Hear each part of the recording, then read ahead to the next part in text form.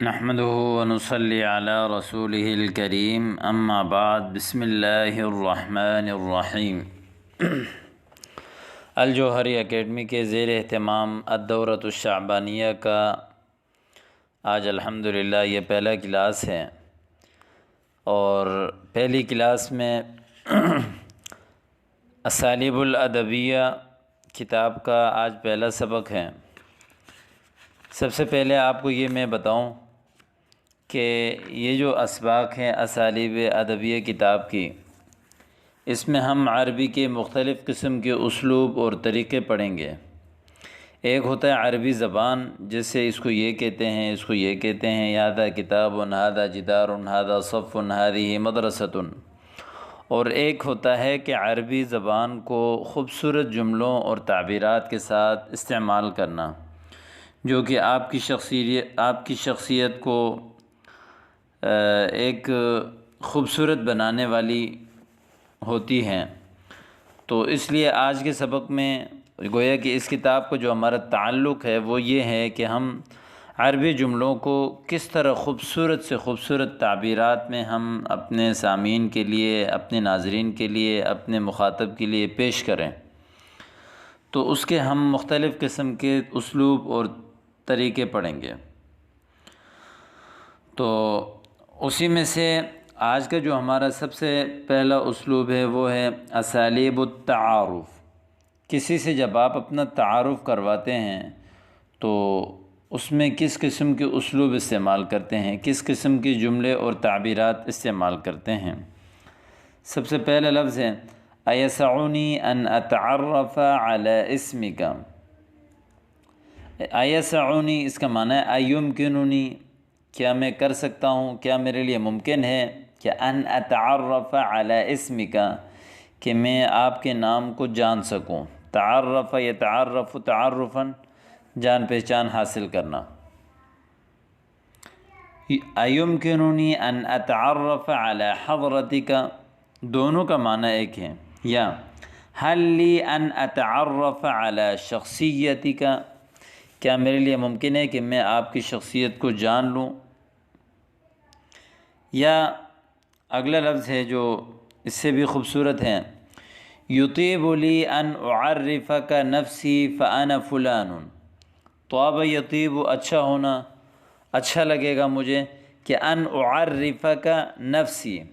عرف یعرف تعریف، اس کا معنی ہے کہ تعریف کرنا، کسی چیز کو بیان کرنا، کہ میرے لیے اچھا ہوگا کہ میں اپنا نفس کا تعارف کر رہا ہوں آپ سے کہ فانا فلان، جیسے یطیب لی ان اعرفک نفسی، میں چاہتا ہوں کہ میں جو ہے وہ آپ کو اپنا تعارف کراؤں، فانا فلان۔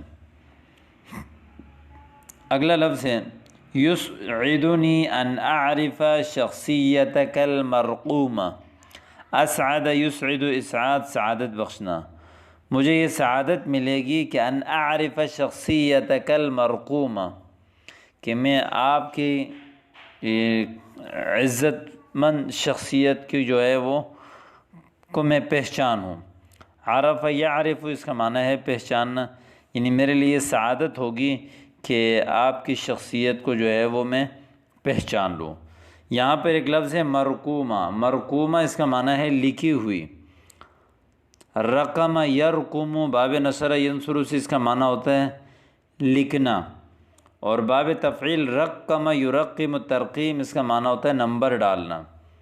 اور ایک لفظ ہے ترقیم، جو ہے وہ املاء و ترقیم میں بھی استعمال ہوتا ہے، جو تحریر کی جو اصول ضوابط ہوتے ہیں، جو نشانات ہوتے ہیں، ان کو ترقیم کہتے ہیں۔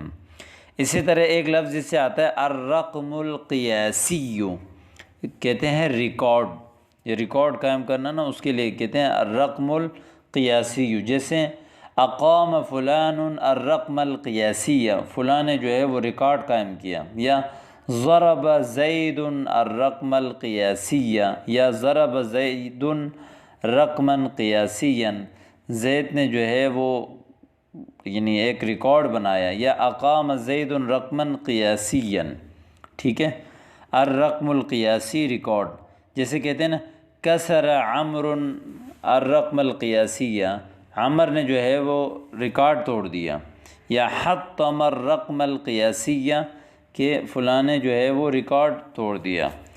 اور ریکارڈ قائم کرنے کے لیے آتا ہے اقام رقمًا قیاسیًا یا ضرب رقمًا قیاسیًا یا سجل رقمًا قیاسیًا فی هذا الامر، کہ اس معاملے میں فلاں نے جو ہے وہ ریکارڈ بنایا۔ یسرنی ان اتعرف علی حضرتک الکریمہ، سر یسر، نصر سے اس کا معنی ہے خوش کرنا، یعنی مجھے خوشی ہوگی کہ میں آپ کی باعزت شخصیت سے جو ہے وہ میں تعارف کر رہا ہوں، یعنی آپ کی شخصیت کے بارے میں پہچان لوں۔ ٹھیک ہے، اگلا لفظ ہے یشرفنی ان نتعارف، یا یشرفنی، شرف یشرف، تشریف سے اس کا معنی ہے شرافت دینا، عزت دینا، مجھے یعنی شرف ہوگا میرے لیے کہ ان نتعارف، کہ ہم آپس میں ایک دوسرے کو پہچان لیں، تعارف کروائیں ایک دوسرے کو، یا ان اتعرف علی اسمک الکریم، یشرفنی ان اتعرف علی اسمک الکریم، کہ یہ مجھے شرافت ہوگی، میرے لیے عزت ہوگی کہ میں آپ کی شخصیت کو پہچان لوں۔ ان التعرف علیک لہو شرف لی فہل لی ذلک، کہ آپ کے اوپر یعنی تعارف حاصل کرنا، کہ آپ کی تعارف حاصل کرنا، لہو شرف لی، یہ میرے لیے شرافت ہے، فہل لی ذلک، کیا یہ میرے لیے ممکن ہے، یعنی آپ کسی کہتے ہیں کہ آپ کی پہچان، آپ کی شخصیت کے بارے میں معلومات حاصل کرنا یہ میرے لیے شرافت ہے، تو اس کے لیے عربی میں بولتے ہیں ان التعرف علیک لہو شرف لی فہل لی ذلک۔ یا اسی طرح اگلا لفظ ہے اتشرف بمعرفتک فہل یطیب لک ذلک، میں آپ کی معرفت سے اپنے آپ کو شرف بخشنا چاہتا ہوں، شرف حاصل کرنا چاہتا ہوں، کہ فہل یطیب لک ذلک، کہ کیا آپ جو ہے وہ اس کی اجازت دیں گے، فہل یطیب لک، کیا آپ کے لیے ممکن ہوگا، ذالک، یہ تعرف الی الخیر حیث ما کان یعرفک الناس به اینما کنت، تعرف الی الخیر، خیر کی طرف رہنمائی حاصل کرو، خیر کے بارے میں معلومات حاصل کرو، خیر کے ساتھ رہنمائی حاصل کرو، حیث ما کان یعرفک الناس به، کہ اس چیز کے ساتھ جس چیز کے ساتھ لوگ آپ کو جانتے ہیں، اینما کنت، جہاں آپ ہوں، یعنی بلائی کی طرف تعارف حاصل کرو، کہ ایسے تعارف کہ جس سے لوگ آپ کو جہاں کہیں بھی ہوں پہچان لیں۔ آگے ہیں تمرین، ہاتی خمس جمل مستعملا فیہا التعرف بصیغۃ مختلفۃ، یعنی 5 ایسے جملے لے کر آئیں کہ جس میں آپ مختلف تعبیرات کے ساتھ جو ہے وہ تعارف کا جملہ استعمال ہو، یعنی مختلف تعبیرات کے ساتھ آپ جو ہے وہ تعارف کی کلمات استعمال کرتے ہوں، تو ایسے 5 مختلف قسم کے جملے پیش کیجئے گا۔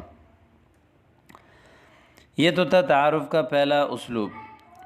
دوسرا اسلوب ہے الامر و جوابہ، امر اور اس کا جواب دینا، یعنی کوئی بھی کسی کام کا حکم دینا اور اس کے جواب دینا، جسے امر اور جواب امر، جس کو ہم عربی میں یا نحو کی اصطلاح میں کہتے ہیں، جیسے ازرع الخیر تحصدہ، زرع یزرع، فتح سے اس کا معنی ہے بیج بونا، یعنی خیر کو بو دو، تحصدہ، تو تاکہ آپ اس کو کاٹو گے، یعنی جیسے بیج ڈالو گے ویسے ہی کاٹو گے، اس کو ہم عربی اپنے اردو میں بولتے ہیں نا، تو اس کے عربی میں بولتے ہیں کہ ازرع الخیر تحصدہ، یعنی خیر کو بولو تاکہ اسی کو تم اپنے لیے کاٹو۔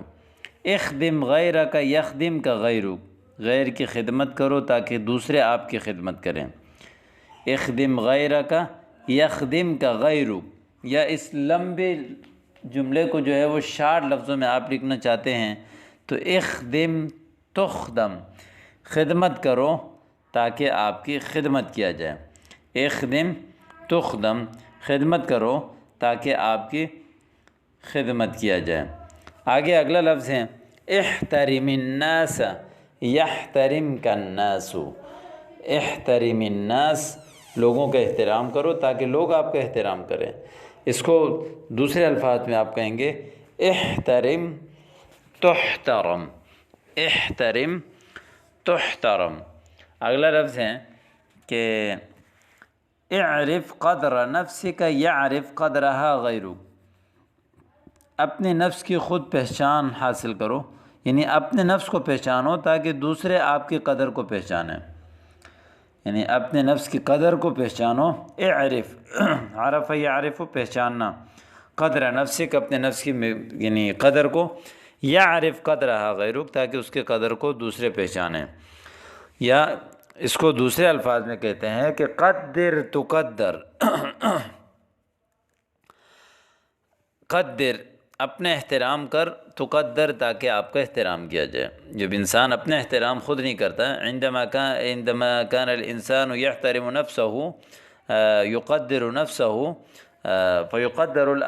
فيقدر الآخرین فآخرون فيقدره الآخرون، تو دوسرے لوگ بھی اس کے احترام کرتے ہیں۔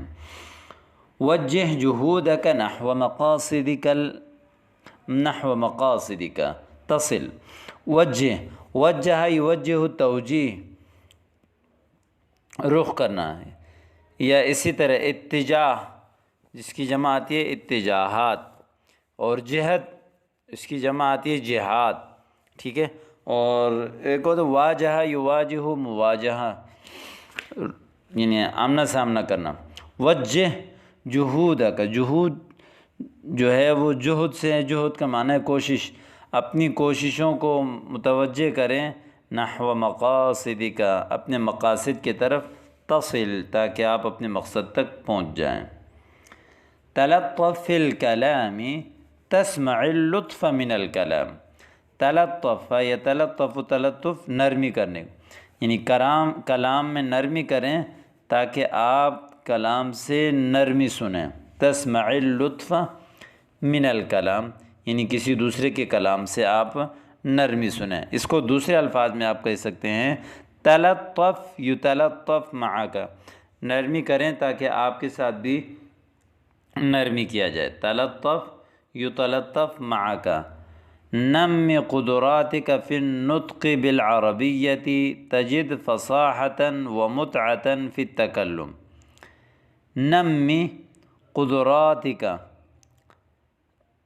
نما ینم نمیمن، ضرب یضرب سے اس کا معنی ہے کہ چغل خوری کرنا، اور نما ینمو نمون نصر سے اس کا معنی ہے ترقی کرنا۔ نم قدراتک، قدرات مقدار کی جمع ہے، یعنی بڑھاؤ اپنی مقدار کو، فی النطق بالعربیہ عربی میں گفتگو کرنے کے ساتھ۔ کیوں؟ تجد فصاحتاً آپ پائیں گے فصاحت، ومتعتاً اور فائدہ، فی التکلم کلام میں، یعنی عربی نطق میں اپنی مقدار کو بڑھائیں۔ نم قدراتک، قدراتک، نم قدراتک فی النطق بالعربیۃ تجد فصاحۃ ومتعۃ فی التکلم، ٹھیک ہے، نم قدراتک فی النطق بالعربیۃ تجد فصاحۃ ومتعۃ فی التکلم۔ آگے ہیں اگلا لفظ نمبر 8، اکرم تکرم، دوسروں کی عزت کرو تاکہ آپ کی عزت کیا جائے۔ اعنی تعن نہیں، اعن، اعان یعین اعانہ سے مدد کرنا، یعنی مدد کرو دوسروں کی تاکہ آپ کی مدد کیا جائے۔ ساعد الآخرین یساعدک الآخرون، یہ دوسروں کی مدد کرو تاکہ دوسرے آپ کی مدد کریں۔ آخرین پہلے لائے کیونکہ یہ حالت نصبی میں ہے، تو جمع مذکر سالم ہے یا ما قبل مکسور کے ساتھ۔ آگے جو آخرون ہیں وہ چونکہ حالت رفعی ہے اس لیے واو کے ساتھ۔ یا ساعد تساعد، مدد کرو تاکہ آپ کی مدد کیا جائے۔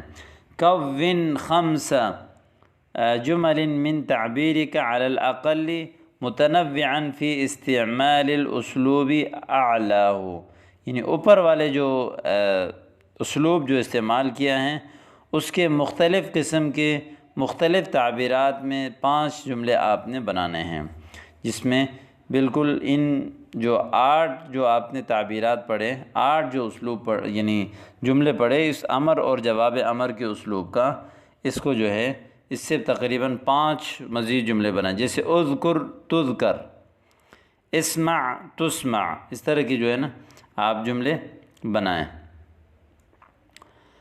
اسی طرح اگلا اسلوب ہے اسلوب نمبر 3، قدر ما یا بقدر ما، قدر ما یا بقدر ما، اس کا معنی ہے اتنی مقدار میں، دونوں کا معنی ہے اتنی مقدار میں، جیسے تفوق بقدر ما تعمل، نہیں توفق بقدر ما تعمل، توفق، وفق یوفق، توفیق دینا، یعنی جتنے آپ کام کرتے ہیں اتنی جو ہے آپ کو توفیق دی جاتی ہے، توفق بقدر ما تعمل۔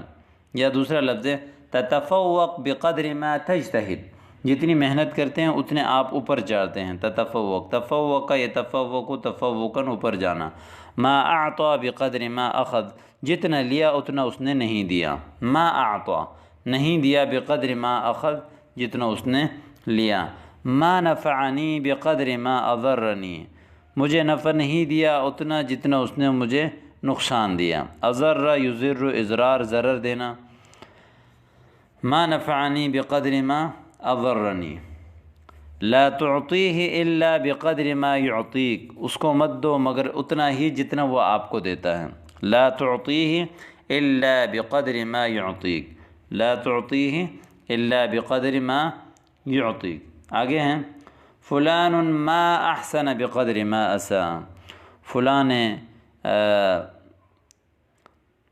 ما احسن یعنی اچھا نہیں کیا جتنا یعنی اس کے ساتھ برائی کیا گیا تھا، ما احسن بقدر ما اساء، اتنا اچھا نہیں کیا جتنا اس کے ساتھ برائی کیا گیا تھا۔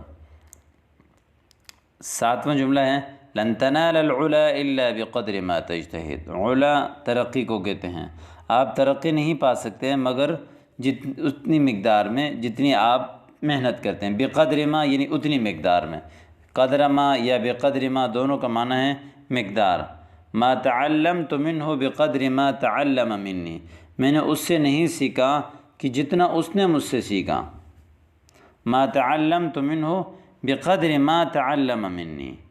تعلو وتسمو بقدر ما تعمل وتخلص، علا یعلو بلند ہونا، سما یسمو اس کا معنی بھی بلند ہونا، ترقی کرو گے بلند ہو گئے، یعنی جتنی بقدر ما یعنی بقدر ما تعمل وتخلص، جتنے آپ کام کرو گے اور جتنے آپ اخلاص کرو گے۔